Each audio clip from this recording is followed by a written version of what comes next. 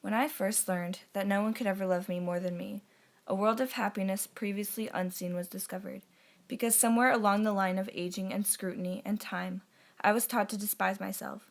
But I made sure I kept myself beautiful so someone would love me someday, so I could belong to someone someday. Because that's the most important thing a little girl could ever want, right? I was 13 the first time I was embarrassed about my body. Of course, it would not be the last. And I remember stuffing my bra in the morning with tears stinging my eyes, hoping, praying to something that I could look beautiful enough, braces and all, for the ruthless boys who mercilessly told me I was worthless because my boobs weren't big enough.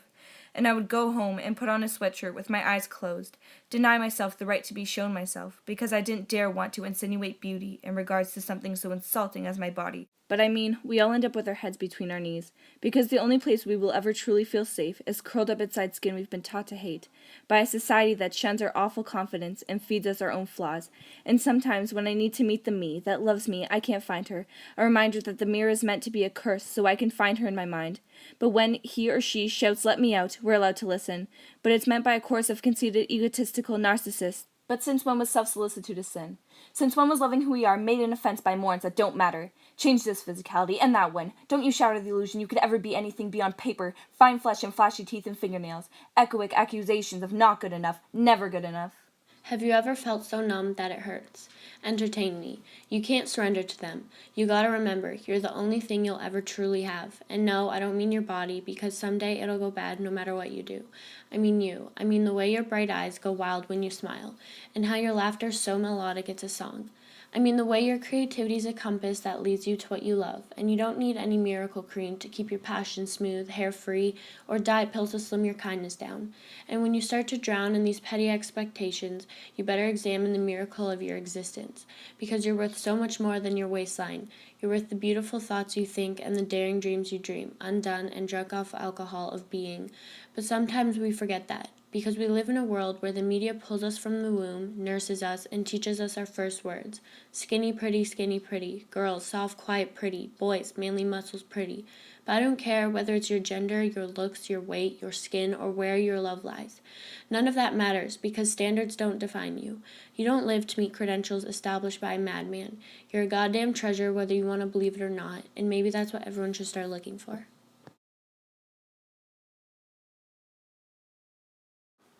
Poetry analysis. The audience targeted for this poem we think would be for young girls or all women because it is talking a lot about body image and self-worth, which is a big issue amongst young girls in the world we live in today. Due to the media, many girls and even boys feel the way Savannah Brown describes in this poem. This author is trying to let these girls know that they are not the only ones feeling insecure, and she's letting them know that they have no need to feel that way over such unimportant things. She wants to let these girls know that they are more important than their body and what people think about it. She's empowering all women to acknowledge that they are beautiful and that they should love themselves because in the end, it's only you who needs to be happy with yourself. Every second of 17-year-old Savannah Brown's slam poem regarding societal standards forced upon women has power. She goes on about how confident women are perceived as narcissistic. Since when was loving who we are made an offense by morons that don't matter? She really reaches out to young women and tries to teach them about self-worth within themselves. Savannah's video hit over 2 million views in late 2014. The message behind the title of the video is a mockery of a video that was previously posted by a YouTube/Vine celebrity, Nash Greer. He went on about unrealistic must-haves that he thinks all boys look for in girls. Savannah's video was so controversial that it got taken down.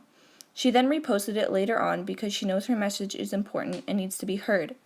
Savannah is passionate about self-empowering and body image, which is what inspired her to make this video. Some poetic devices that are included in this poem are dictation. She chose blunt, straightforward words. This is a colloquial poem because of its informal and conversational words. Also, it was very personal because she related to herself a lot of the time. Speaker. The speaker of this poem, What Guys Look For in Girls, was the person speaking in the video, which was Savannah Brown. She quoted what other people have said to her and spoke in first person as well. Theme. The theme of this poem is self-worth and empowerment. She speaks about both subjects a lot and revolves the poem around that. Tone. She has a very angry and frustrated tone because she's angry about how girls get brainwashed into thinking they're not good enough. For example, when she says, "You're a goddamn treasure, whether you want to believe it or not." Type of poem.